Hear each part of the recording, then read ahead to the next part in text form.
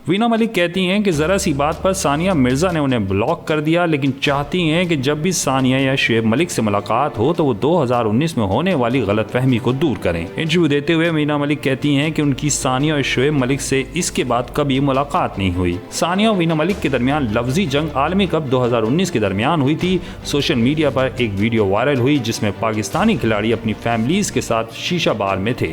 वीना मलिक ने एक ट्वीट में सानिया मिर्ज़ा को मुखातिब करते हुए लिखा कि आप एथलेटिक होने के साथ साथ माँ भी हैं, जंक फूड एथलेटिक्स के लिए मुनासिब नहीं। सानिया मिर्ज़ा ने वीना मलिक को जवाब देते हुए ट्वीट में लिखा कि वीना मलिक, मैं अपने बच्चे को शीशा पार्लर नहीं लेकर गई और ये आपका या किसी और का मसला नहीं। मैं अपने बच्चे का ख्याल किसी से भी कई ज़्यादा बेहतर रख सकती हूँ। सानिया मिर्ज़ा ने वीना मलिक को आड़े हाथों लेते हुए मजीद लिखा कि फिक्र है वीना मलिक का मुतनाज़ा मैगजीन कवर उनके बच्चे न देख लें। बाद में न सिर्फ उन्होंने इस ट्वीट को डिलीट कर दिया बल्कि वीना मलिक को भी ब्लॉक करके रख दिया।